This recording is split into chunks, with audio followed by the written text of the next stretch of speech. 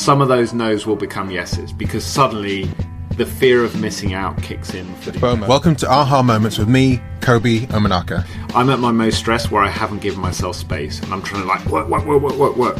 And I'm like, why am I solving these problems? And I go. On today's episode, I'm joined by Ben Keane from Raaise. So the gap between income and earning was the same. It just was not at the same level they were spending as before because they couldn't. And the assumption was always you would trade off financial security because you go from corporate job to founder of nothing.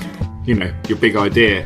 I first met Ben as part of the Escape the City cohort. And outside of that cohort that I joined, he's mentored hundreds, if not thousands of people into starting their own companies, starting their own startups and scaling their businesses.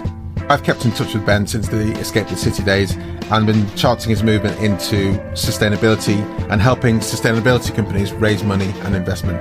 So that's something that's really dear to my heart, and that's why I wanted to speak to him now. That's why I wanted you guys to hear the conversation we just had. Ben, thank you so much for joining me. It's an absolute pleasure to have you on Aha Moments podcast. How are you doing? I'm doing really well. I feel like I'm reuniting with a very successful student. Yeah, so from Escape the City, which was 8 years ago when I joined the cohort then? Yeah, it was. And students an exaggeration, Kobi, because I very briefly got to witness you starting something exciting, and you were very good at ignoring my advice as a coach and mentor. So yeah, but it's been brilliant to follow you since then. I mean, can you just tee up what Escape the City was and is? Does it still well, the same format now? No, well, it's changed like many things. But Escape the City started in around 2011, and it was two. I didn't start the business, but it was two management consultants, Rob and Dom, who were sort of sitting in their corporate office in their sort of late 20s, going, "Hold on, why do we feel so unfulfilled?" Frustrated, conflicted about we want to go on big adventures, we want to start meaningful businesses, we want to be entrepreneurial. Where's the organisation, the community that's going to help us do this? And they also felt guilty because obviously they were in a privileged career, but they knew in their sort of hearts and their identities that this wasn't for them. So they were like, we need to escape the city, and that's what Dom wrote, Rob, with a little picture of the escape key on the keyboard, running away. We need to escape. And so it wasn't leaving the physical city of London. In their case, it was the mental escape and the career escape and the transition. So they started a newsletter, which was a really good lesson for me, was how to create a community from a newsletter. This was 15 years ago now, but essentially top 10 escapes, which were exciting jobs in the world, in your inbox every Monday morning, which is still going. They've done it every week for 15 years. Amazing. And they built a big audience as a result of that. And even if you love your work like we do, you follow that newsletter because it's just an interesting thing to receive. Like what exciting jobs are there in the world today, from running ecotourism resorts on islands to start new AI business. So that's how it started. Then they realized that a lot, matching these exciting jobs with people who hated their work or wanted to move careers was really hard. It's like a silver bullet, right? It's really hard to catch because it's a big transition. Yeah. As you know, you're going from it's an identity shift, it's a skill shift, it's a financial shift, although not as much as people sometimes think, but it can be. It's all these different things going on. And that takes time. It's not just like changing jobs overnight. So we started running events, then workshops, then weekends. And then it turned into these accelerator programs, which we called the Escape School, which was basically getting initially, we ran it out of this sort of dingy co-working space behind the Bank of England, which you probably remember. And we sort of scoop up these unfulfilled professionals off the street and go, come in here for some therapy and like quit your job. So it wasn't a cult, but there were definitely some fun moments where it'd be like, and this person, we get people to stand up. You might remember this and say, yeah, so I want to quit my really well-paid job, a safe career. And everyone would be like, yeah. And then they do it. No, definitely. And then we managed to persuade people to pay us to do it. Yeah. I mean, it's definitely full of high flyers in the cohorts that the quote unquote high flyers, but also, like I say, the unfulfilled side of things. And I don't think we weren't in a dingy place. We were in the work life. We graduated to a smarter co-working space. Yeah. Nice and shiny place. I can't remember, near Farringdon maybe? I can't quite remember. That's right. In fact, I'm going back there for a Rebel Book Club, not the same venue, but Work Life, Clerkenwell. Yeah. Next month. So yeah, that was Escape the City, and it was really fun. And we had about 5,000 people go through these two core programs. One was around the career crazy. change, and one was around startups. Yeah. Now, 5,000 is a crazy number. Over how long? Over what period of time? Yeah, it wasn't. It was like 6-7 years. Yeah. Okay. Do you remember every single person? Well, I ran 10 of the. I co-led 10 of the cohorts. So we helped with the team build the program, and then got in deep running 10 of the cohorts over a sort of intense 3-year period. I have to say, I really miss it, Kobi. I miss that community building in person regularly over a number of weeks, and we do it on a weekday evening for a few hours, and then weekends. I think it was every other or every third weekend, because people were doing it around their jobs, and that was the whole point, to try and create this momentum for something new. And I followed WhatsApp groups and on LinkedIn, and followed people's journeys like yours, and there's always an update. I think the two surprising things that come out of it is who ends up really going for that big change, because not everyone does. Some people go on those courses or those programs, kind of get it out there, they scratch their itch, and then they realize, okay, maybe it's my position within the company that's not quite right, and I need to do something a bit different. And it gives them the confidence to go into a more entrepreneurial or whatever the role is, but they still want the security of that career path and organization. Whereas others, it's dramatic change, right? And there's been some amazing journeys. And of course, we define success at Escape the City was like your terms for a career. And the assumption was always you would trade off financial security, because you go from corporate job to founder of nothing, your big idea. And what we found out was, when we surveyed about 2,000 people in depth who'd been on, escapes. So in other words, that definition of from one particular role to a new thing. And on average, it took about 18 months. So it's not an overnight thing. To get some momentum and feeling like you're doing something new. And everything went up. So mastery of new skills, sense of purpose, fulfillment, just generally well-being and happiness, and all those things around the workplace. And the only question was, what about the money?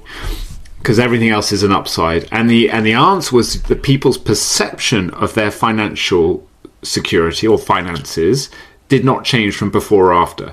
Now, whether it did in reality, in terms of they earned less, but they felt that they were on a path to something bigger, or actually they just adjusted their lifestyle. So the gap between income and earning was the same. It just was not at the same level they were spending as before, because they couldn't.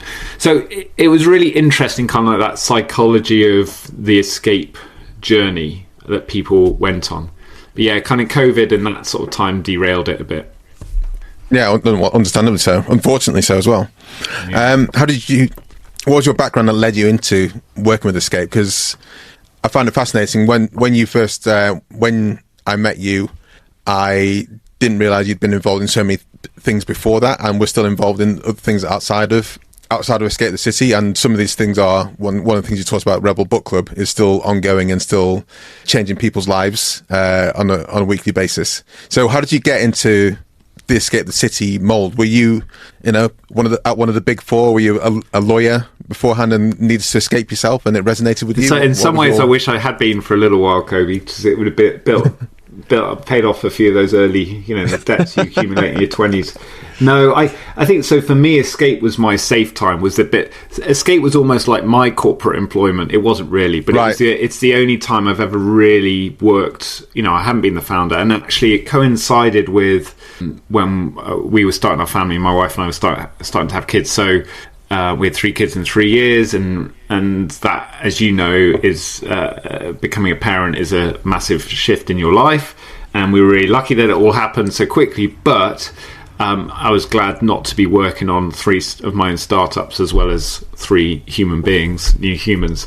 So Escape with the Safest. How I got into it was I got a call from, I remember this, so I got a call from Dom or Rob, one of the guys, when they started it, and say, hey, would you want to come to this career change launch party event and talk about what you've been doing and share your story alongside some other people? We're trying to inspire people to quit the jobs they don't like and go on exciting entrepreneurial careers. And I was like, this sounds fun. And at the time, I'd been running an ecotourism business for about 5 or 6 years, and been living in pretty different circumstances to a corporate journey. And the way I got into that was I remember being, I guess in terms of an aha moment in my career, the first one happened. I travelled and worked quite a bit in my early 20s in and around studying and stuff, but the moment that stands out to me was a really mundane one. So I was in that kind of privileged positions that some of us are in our education, middle class education in this country. Where I was in a good university, I was doing okay in my degree, and I was in one of those they call them milk rounds, I think, where your corporate recruiter comes along and throw some beer and pizza night, and you go along, and the recent graduates who are now working there stand on stage and say, we're making loads of money, you should come and work here, and it's really fun. And I remember being in the room surrounded by my student peers at the time, and they're all like, not quite whooping, but they were like, yeah, this is great, I'm going to apply for this graduate recruitment scheme. And go, guys, what the hell? Like, you're studying Middle Eastern studies, you're studying business, you're studying Mandarin, you're studying anthropology, you're studying politics. You're all super interesting people. Why are you applying for a job that's going to be selling, tampons and Pringles?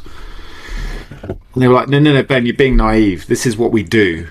We go and study for a few years, stuff we're into, and we have fun, and then we go and do a graduate recruitment scheme, and we set ourselves up. I say, yeah, but the jobs sound... Do you really want to do that? And all you just heard was someone talking about how much money they're making.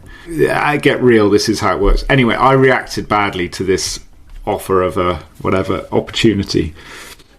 And I went, and in that room, I was like, right, I'll take the beer and pizza, but I'm going in a different direction. So I travelled like a lot of people do when they're in these situations. And I ended up running like expeditions for a small adventure travel company in East and West Africa, and then other parts of the world, and that was my kind of real learning journey. So I used to drive Land Rovers to Timbuktu and Mali and West Africa, and you learn a lot more about, well, I did anyway, I learned a lot more about humans, economics, politics, business, everything else, risk management, how gloriously diverse our cultures are around the world when I went off and did that. So I did that for about 5 years, and then I started my own travel business. So that was my way in.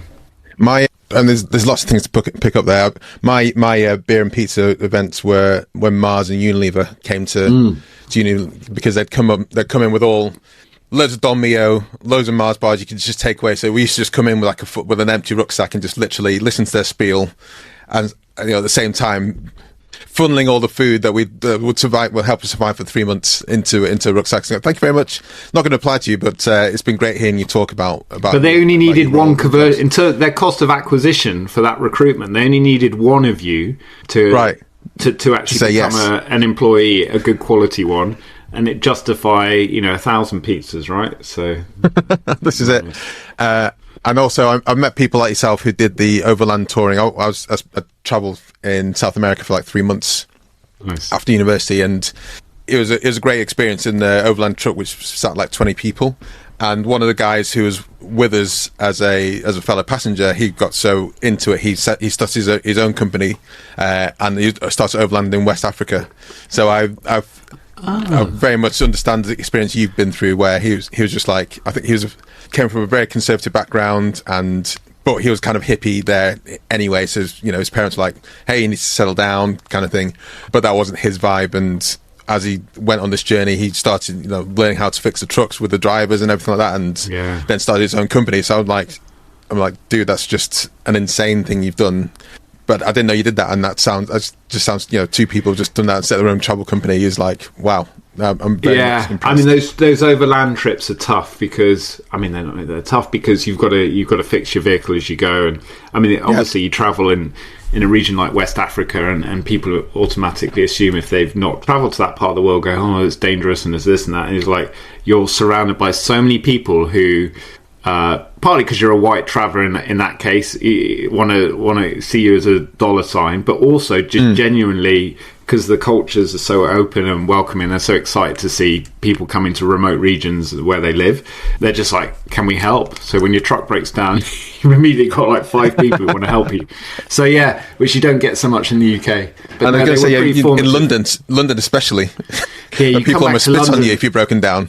Yeah, it's like even coming down from Manchester to London, someone says hello, it's like, what are you doing? So yeah, that brought me back to London, or I came back to London from well, it then started this ecotourism business, and that's how I met the Escape the City guys. One of the businesses, and this is, I don't know, we're leaning a bit on kids here. One of the businesses you talked about was the one where like a kid's shoe exchange. Because as a non-parent at the time, you're explaining this, I was like, can you just, I don't know why this is a thing. But now as a parent of just one kid, I just think, wow, that's just a lot of wastage for something. You're buying something that's going to expire, but can be used by other people within days, weeks. And it's just such a waste, and I just feel there's a better thing to that. And I think this business really gives insight into how your brain works and how, you know, your path and journey was. So can you explain a bit about that? I mean, does it still exist? Now, I never went beyond the kind of research or customer development stage. But the pain point, the problem still exists, I think, quite clearly. So what I was, at the time when we were looking at this idea, it was around when we were on the Escape City courses. And what I was trying to get all of us to do on those programs was move from this mindset of like, I've got a big idea, I'm going to do loads of research, write the business plan the old way, to like, just start doing, just start building, just start talking to customers. And this particular pain point, I just had my first daughter, and I was like, you know, I was going to the high street to buy a pair of shoes for her, and I was like, this is a broken customer experience. You know, you kind of, there's only one shop. We know which one it is. The price, it's really expensive, and I'm like a middle class person here, and it seems expensive to me. So how there must be a lot of families really struggling with footwear. They grow out of their shoes like really, really fast because they're children, and the choice isn't great. And I was like, what? Surely there's like secondhand. Where's the Airbnb for shoes? Where's the, you know, what is out there? And I couldn't really find it. Of course, there's secondhand, but like that really work for your children. Where's the shoe that grows with your child's foot? You know, there must be things like this out there. Anyway, so I did some customer research, which was essentially a type form. By the way, 10 years later, still going strong. It was a type form which asked parents questions, which was like how, and this is the key, right? This was the big learning from doing these kind of insights, was not to ask them about what kind of services would they want to buy something like from a rental service. It was to say, what do you currently spend in terms of time and money and stress on children's footwear shopping experiences. And when you hit a pain point like that, as everyone will know, you get a lot of people talking because they're just like, can I tell you, this is like therapy? I'll tell you about buying kids footwear. It's a bloody nightmare.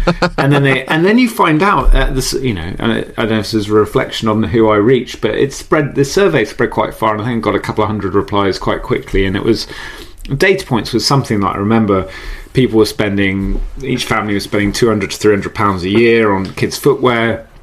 They were really frustrated, like I was, and so I was like, this is Isla's shoe, you know, I call it Isla's Shoes, which is my daughter's name, and I was like, this could be the next Ella's Kitchen, you know. And I knew Paul Lilly started that because that's how he started his like organic smoothie company. Okay. And then I just by talking to people and then naming it after his daughter and then trying to do something different in the kids' food marketplace and doing it and executing on it brilliantly.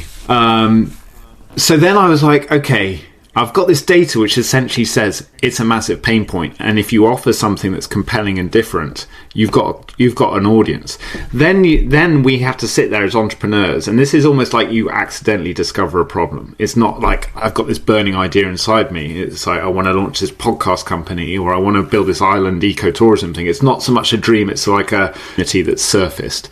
The important thing at this point is to then go back to what we used to talk about at the Escape School, which is, does it fit with your good idea criteria, which basically means, does it fit with what really matters to you? Yeah, there's a business opportunity there, but it's also in an industry that I'm interested in, and my motivations are really in line with what this business could become. And when I sense checked that, I realized that I wasn't that interested in building a marketplace for secondhand shoes or whatever it would have become. So I would just use it as a case study for customer development. But I think what's so useful for getting to a habit of doing that is you immediately go, is the pain point real? Can can we turn this into a business? And then you can just share it, right? Because there might be someone out there who could find that useful. It's the piece of getting those, do you remember it's the mum test, right? It's making sure that you ask questions when you're talking to customers in the early days, but throughout your business journey, where they're answering questions about what they've done already, not about what they want in the future. Because if you ask them about the future, Ben, would you buy my subscription to my podcast channel? Oh, Kobi, you're great. I love what you're doing. Of course I'll buy it. So you go away and you spend a shitload of time and money building your podcast product. Then you come back to me and the 50 other people who said, yes, it sounds wonderful, and say, can you sign up now? And we're like, whatever. I've taken no risk, right, as a potential customer. I've just given you an opinion / a lie, because I don't know. You spent all this, you've taken all the risk. And so that's what often happens when we launch businesses. But what we need to do is you say to me, Ben, how many podcasts do you listen to? How much have you spent on subscriptions of similar experiences? What do you like? What do you not like? How does it make your life better? How does it make it worse? Tell me the top 3 features of the things that you really like about this. And then you get these themes of data and actual points where you can go, yeah, cool, we'll zoom in on that. So I think this mistake is still made all the time. So that was the big lesson from the footwear research. I think what you said there is what a few other people have said, in that, and struggles I've had with some clients and customers in the past is, have you spoken to customers? No. And they're like, well, I could spend a lot of time and money doing stuff, but if we don't know if it's going to resonate, then we're literally like shooting into a gale and hoping that it's going to hit the target on the other side. But the problem is that you're absolutely right. People continue to make the mistake. The reason why people do that, one, because it's lazy, right? It's the easy way. It's just to not go and do the conversations. But secondly, there are case studies and sort of stories. They're more myths, I think, where people have gone. You take the Henry Ford example. Oh, if we'd asked people what they wanted, we would have had more horses. We wouldn't have built a car. So that kind of vision, when people's egos get carried away and I've got a vision, and we're all encouraged to build our visions, right? And the visions don't depend on what anyone thinks, because they don't know. I've seen the future, they haven't, and I'm going to build it for them. Okay, but I bet you every great visionary, from Henry Ford to Steve Jobs and whoever else you admire now, they had great customer insight, and I bet they were really good at talking to customers. Yeah, 100%. And the second thing you pulled on? Yes, because I know people who have launched their businesses based on Excel spreadsheets and type forms, and you often don't need the MVP or all that time or sunk cost or sunk time into building that first volume of product. It is speaking to people and doing it as simple as you can do. And there might be a way. One term I love is concierging. So you provide the service, even though it's like you doing it yourself, but just checking the process does work, even if it's for. You start with one customer, maybe expand to 10 people before you actually realize that is there something that's actually being solved here before you go out and employ loads of people to build the thing.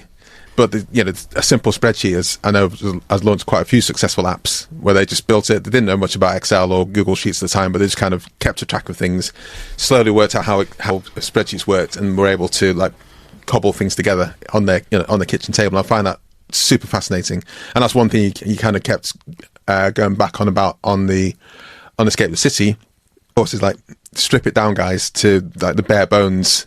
You don't want to spend so much time, don't want to spend so much effort to find that you're going in the wrong direction. Yeah, totally. And sometimes it's a mix, right? Some things you want to go, I'm going to do on instinct, I'm going to do regardless of what the market tells me because I believe in it or it feels right. That's fine, but I think as entrepreneurs, that's almost like our default setting. So to focus good practice on, you're talking this morning about your sugar intake, right? To focus I'm going to focus really hard on not taking sugar, even though I know I need some in my life. Whereas I'm going to focus really hard on talking to customers because that will guide so much. And you can then choose to ignore what they say, right, and go off in a different direction. But at least you've got that. At least you've got that data. I guess the interesting question now is, AI agents.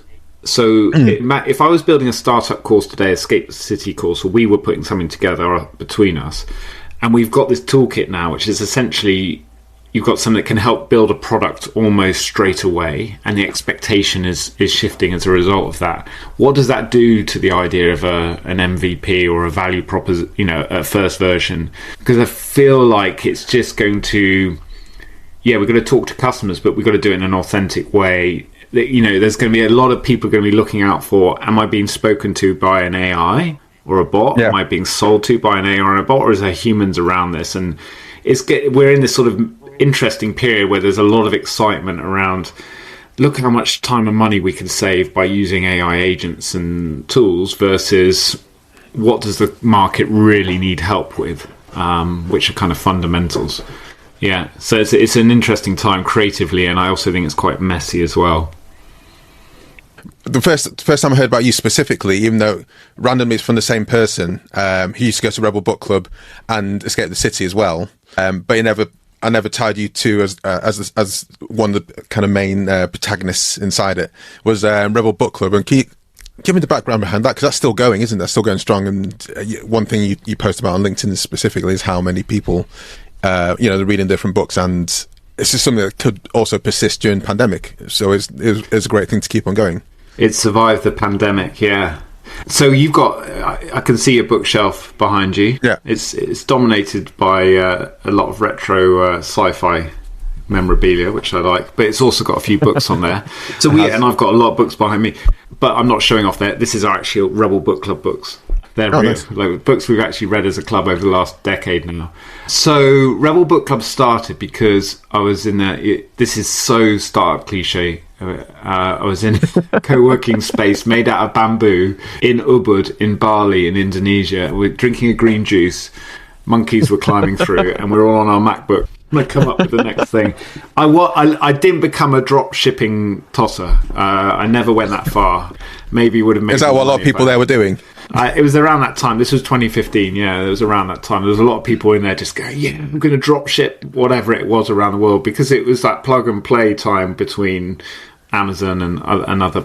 So you could be the man in the middle with a little whatever social channel and sell shit to anyone. I was like, this is peak consumer. This is consumerism on steroids. It's mad. Anyway, we had a little community there of people focusing more on sort of sustainability startups. That was my space, and there was one guy there also called Ben, and we basically realized we both suffered from what the Japanese call this sort of very 21st century problem called sonduku, which is sonduku means the growing pile of books that you have either on your shelf or on your bedside table or on your Kindle, that you're kind of like your to be read pile. And this is, for curious minds, this is a really difficult problem. One of the great problems of our modern world is like, I keep buying these damn books and I'm not reading them.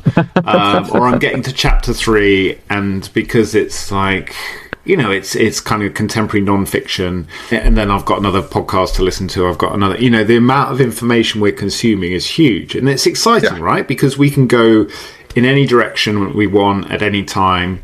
Like cherry glass elevator for knowledge. We can go anywhere, anytime. We're not limited by the four walls of a library.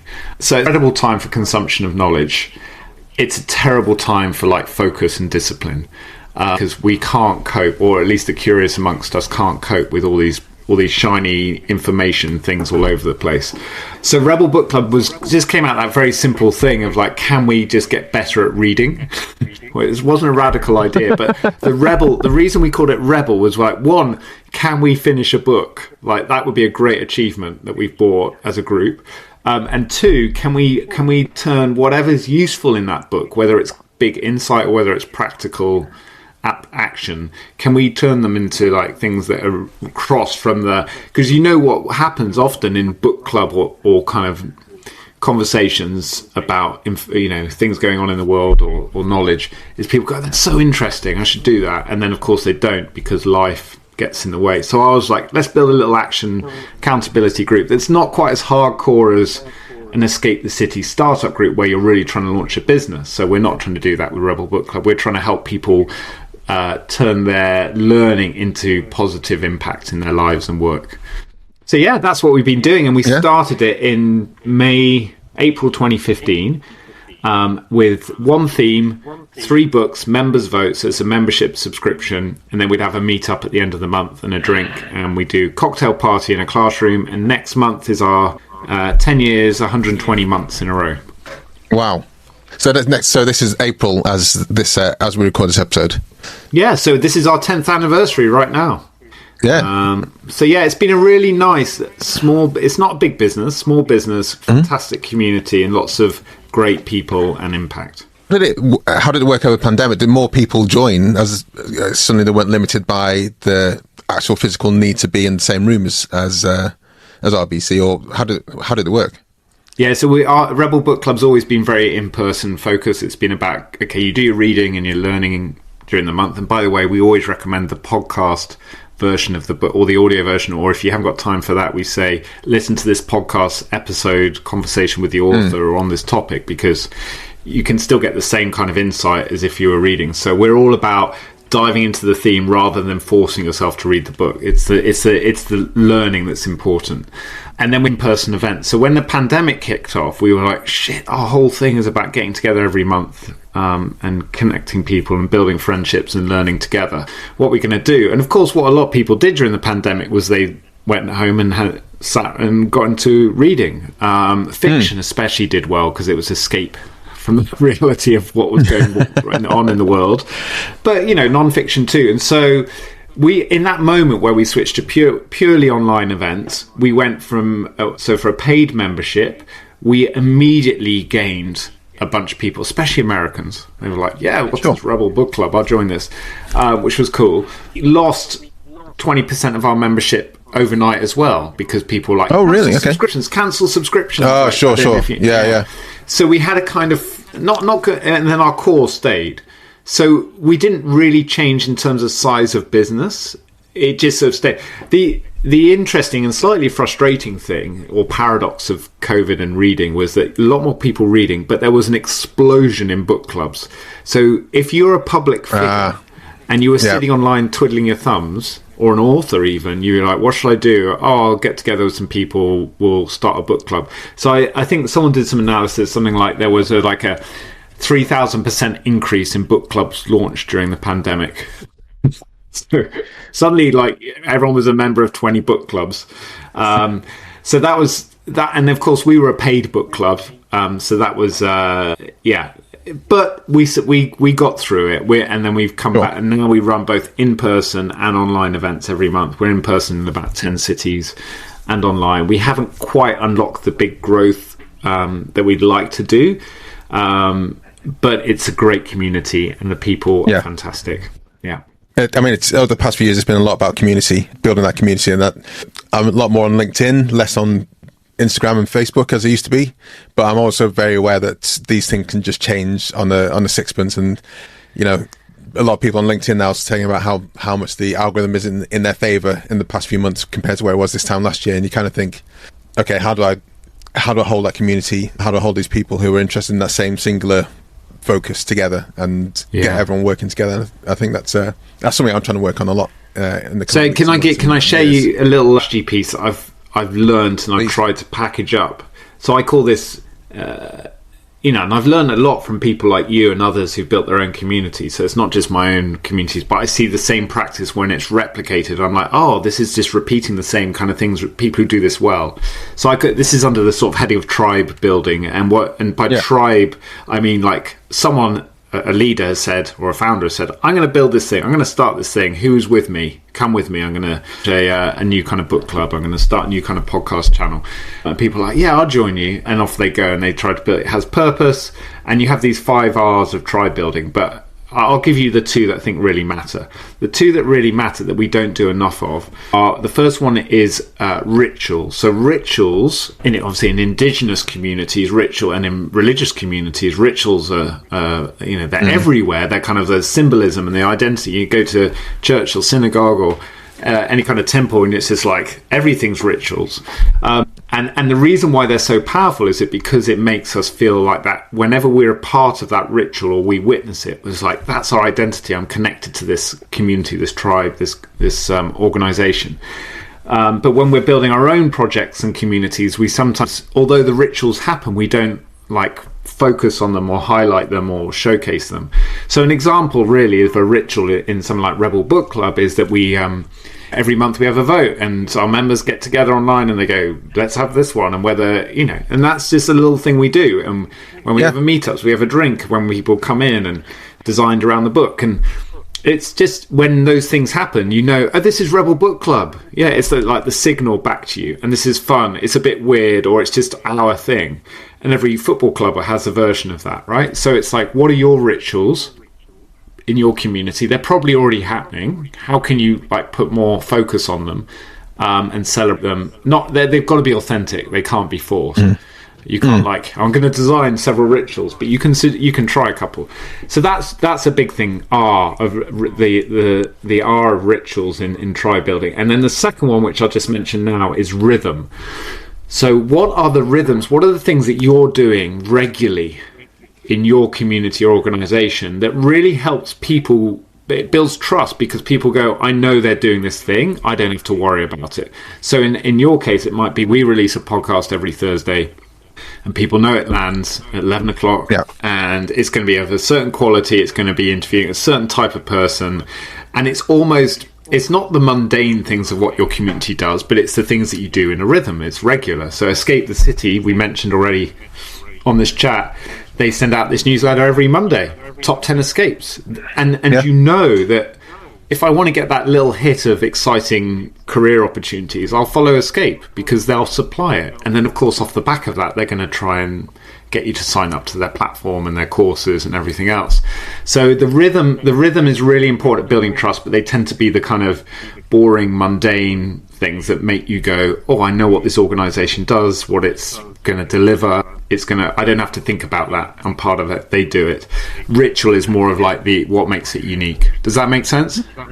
It does. Already thinking about how, some communities, there's always a call on a Monday at 9:30, for example, and the task for this week. I completely get where you're going at, and I will look up the 5 R's of community building. I'll share that. I've got a book in the works, but I'm not there yet. That's good to know. The rhythm thing is the trap with the rhythm is not to create loads of work for yourself, right?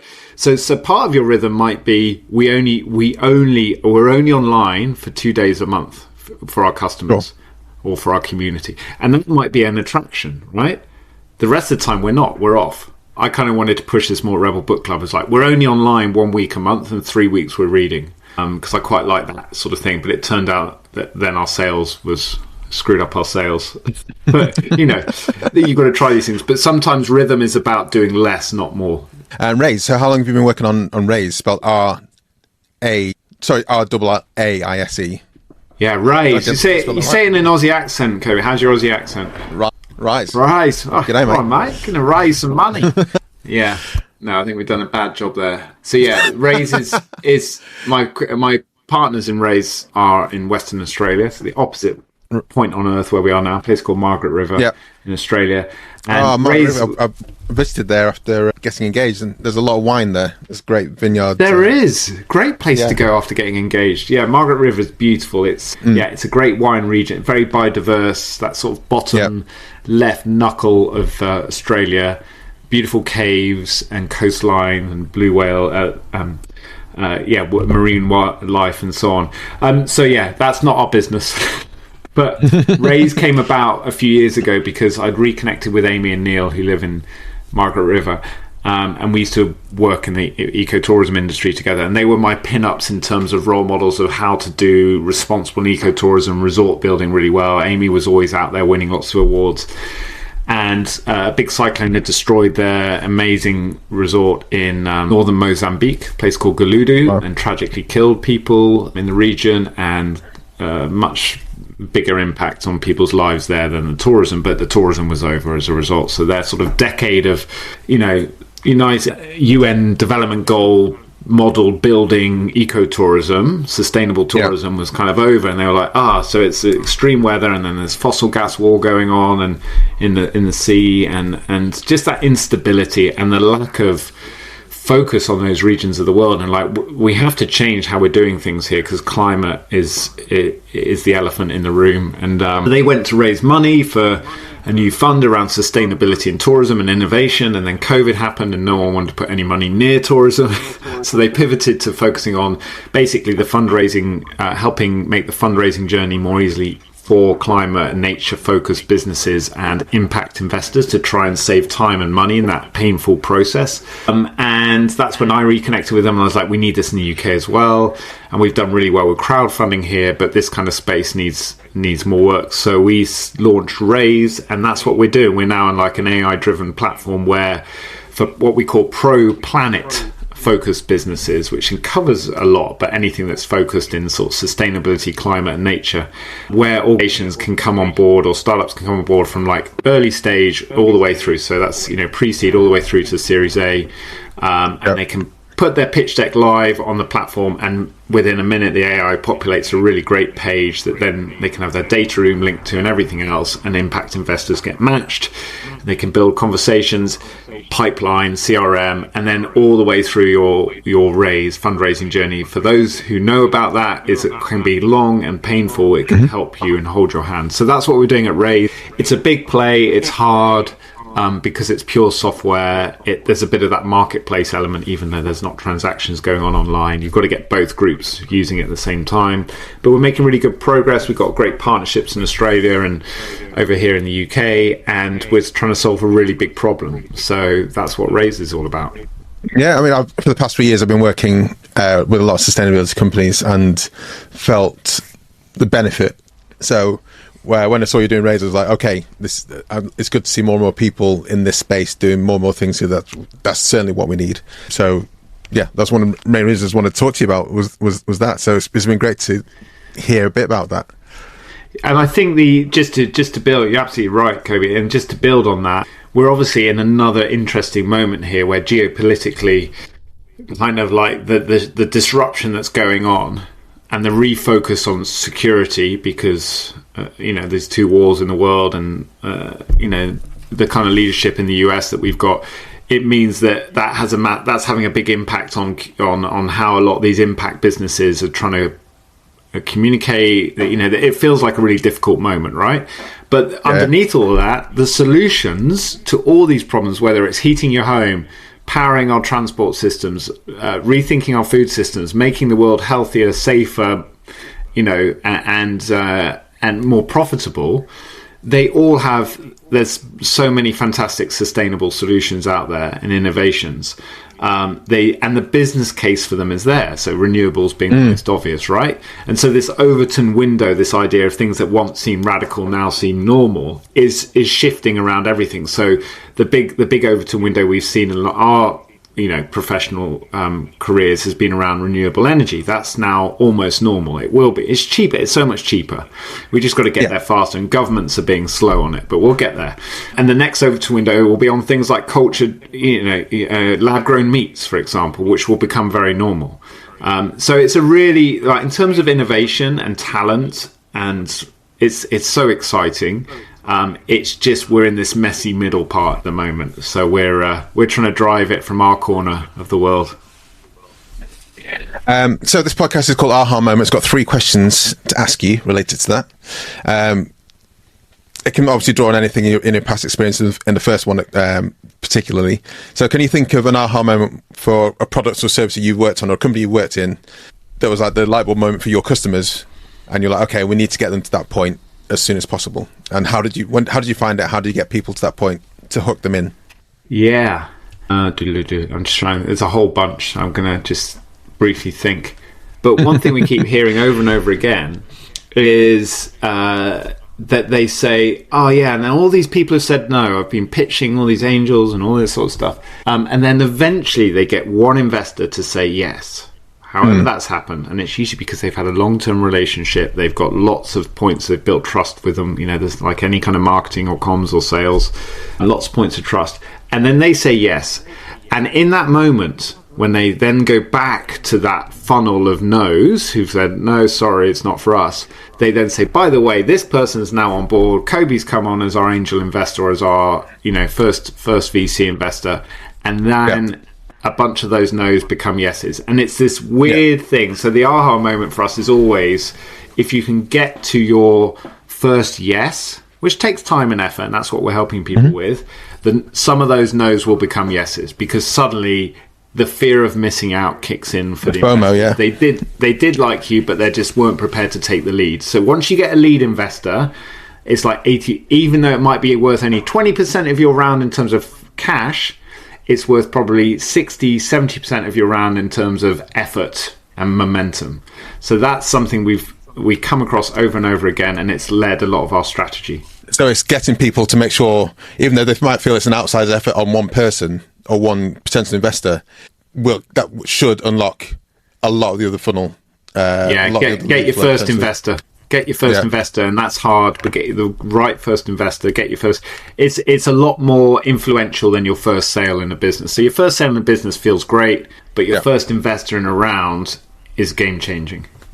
Second question is, what aha moments in a product or service that you love or buy into? I love a buy into. Okay, so here's a consumer product. It's called Citizens of Soil, which is a olive oil brand, and it's a premium olive oil brand. And probably like you, busy family, work life, my money's going all sorts of directions. I'm still like founder, entrepreneur. So, I haven't had a big exit. So I have to manage the household budget carefully with my wife. And so when we're shopping, we try and shop healthily and for our family, but also, manage the budget. But there's an occasional product that sneaks in there in terms of premium product that I just can't resist, and this is one of them. And they're Citizens of Soil, and it started by a couple who just believed that olive oil could be done better, and all the great things we love about olive oil in terms of its health benefits. But a lot of that industry has become it's got into a mess and it's very expensive anyway. So their product's not cheap, but I spend like £15 a month or every few weeks on a refill. But it's not like you just throw it in all your cooking. You just use it, like you drizzle it on your eggs or a bit of salad, or you have it and dip a bit of. It's so good, and it feels like a real like healthy luxury for me. And the Citizens of Soil brand is so good at communicating their cooperative model. There's a lot of women growers in Eastern Europe, and it just feels like it's a really smart way to communicate the kind of frontline change we're seeing with climate and extreme weather, but also and their journeys in Southern and Eastern Europe, and how something where a lot of the world is changing, and here's a great product that's telling that story and joining the dots back to me, a consumer back at home. So Citizens of Soil. No, I love it. I think it reminds me of I bought into Who Gives a Crap, the toilet roll companies. So ostensibly it makes my life easier because I don't have to think about buying toilet roll. It's a bit more expensive, but also there's a definite story behind it, which makes it an easy purchase for me on a regular basis to go, right, I'm going to get their things. So there's so many things wrapped up in that. It sounds like Citizens of Soil is a kind of almost a and I think consumers are a gateway for really helping people understand complex problems in the world around like climate or immigration or whatever it is, those geopolitics issues, because they tell a simple story initially through the product. And we're seeing this with a lot of consumer brands, and I'd recommend a really good growing community. There's lots of great communities, but there's one that's kind of bringing all those together. It's called Change Brands, and it's run by a guy he's not the founder of Who Gives a Crap, but he's in the same space, loo roll space. And so check out Change Brands if you're interested in consumer brands that are trying to disrupt industries positively. Will do. And last one is, what life aha moments or life hacks, people might call them, do you have?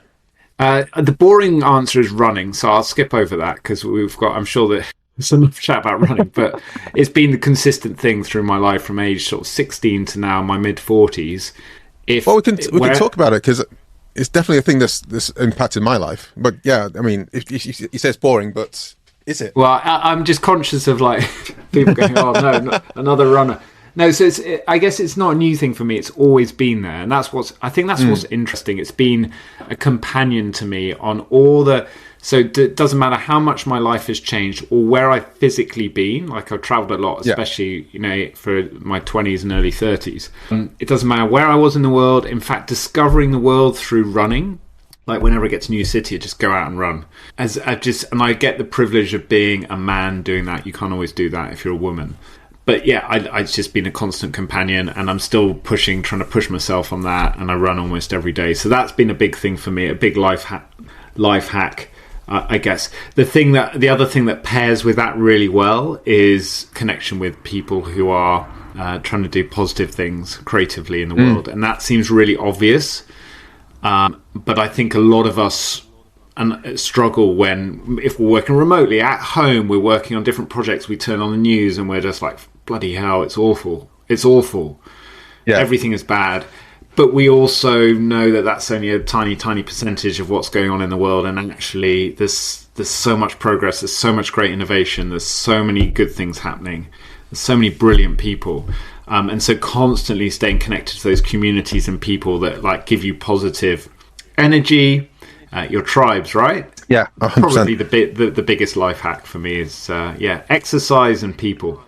Well, I think just to touch on the running piece, because I used to do a lot of running as part, especially when I did a lot of triathlons, and then pandemic hit, first kid hit, then I was off at 4 years without any running, and then I had a knee operation. So when I started running again, I was lamenting, probably focusing on perhaps the wrong bit, in that I wasn't as fast as I used to be. Things were way harder than they used to be. And like yourself, I'd land in a new city. The first thing I'd do is go out for a run for like an hour, check it out, come back, and then be like, okay, guys, let's go over here because there's some interesting stuff over here. And they'd be like, what have you been doing? How have you found this place? I just went for a run.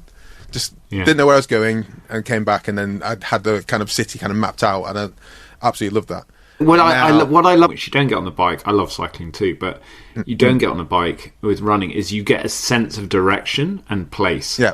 Because you're moving, and you can cover some decent ground, a few kilometres, right? It's not just like a walk. And so you get a sense of like, oh, I know that pizza place is there. I got that bar that looked like a good vibe, or I know that's where we get to the station. I had the same conversation. She's like, how do you know this stuff? You've only been out an hour. I was like, well, I had a good look around. So yeah, I'm totally with you on that. It's a great way to discover somewhere. It is, yeah. I'm from like parts of Chile to Melbourne, and like we need another episode. We do, yeah. One of my favourites was I landed in Paris for the first time since I was 11.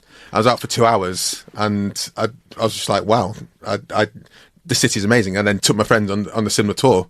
But then now I'm slower, things hurt a bit more. But I just want to get back to that stage where I could just leave the house and not really have a thought in the world. Whether I didn't know if I was going to be out for 20 minutes or 2 hours, just be outside and in the vibe of in my own headspace, which I'm not there now. So I'm less focused now on the speed and the pace, but I want to get to a stage where I was like just enjoying being outside no matter what the weather was. And I'll let you know when that happens, because hopefully it's getting there. Yeah, definitely. Two last quick thoughts related to running and life. Sure. One is I'm totally with you in terms of process. It's like, and you get this, you can do this with walking or other kinds of meditation, but that sort of, ideas settle, your brain reorganizes things, sleep does this as well, right? And it just figures things out. Your subconscious figures shit out, but you need to give it space. If you don't give it space, I'm at my most stressed where I haven't given myself space, and I'm trying to like work, and I'm like, why am I solving these problems? And I go for a long run, go away for half a day, whatever it is, and I'm like, I got some clarity. And then the other thing is, it's just, it's just like I have more energy after I've exercised, which is a counterintuitive thing. So yeah, it's always that works. I need to sleep less when I'm exercising more. And I'm just more naturally buoyant when I exercise more. And I'm conscious we're now becoming annoying to the listeners. Yeah, I try not to say the word exercise because I think it puts people off. But move your body in ways. Ben, are you happy for people to get? Yeah, that's it. Are you happy for people to get in contact with you on LinkedIn and Raaise? I bet, Kobi, I'm expecting a tsunami of great connections off the back of this. That's what I guarantee. It's so good to catch up with you, and thank you. No, it's been great. It's been great to hear your story, and some of these points we should have had over a few beers, 6 or 7 or 8 years ago when we first met. But it's been great to have them now. You've gone on and done some brilliant stuff. Thank you very much, guys, for listening. Thank you very much, Ben, for joining me on this conversation. It's been a pleasure to re-engage with you, and it's been a pleasure to you guys who are listening, hopefully, to hear what Ben has to say. It all goes down to first principles. Please do make sure you're talking to your customers. That is the very, very first thing you do. Second thing, of course, is to don't spend so much time and money making that MVP. I'm sure there's lower cost ways, lower barrier ways to make sure that you can get an idea off the ground and get it validated. If you'd enjoyed this episode, please do go back and listen to some previous episodes and subscribe so you can hear oncoming episodes both on YouTube and whichever podcast app you're using to listen to this on. It's super important for me, guys. If you can help, share with your friends.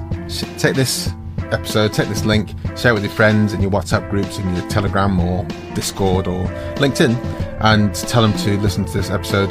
Ben would love it if you could share the details. If you want to get in contact with Ben, he's all his details to get in contact with him are in the show notes or in the comments down below if you're watching on YouTube. And finally, of course, do all the things that us podcasters and YouTubers ask you to do. Like, share with your friends, comment, subscribe, rate, review, and also make sure to see you in the next episode.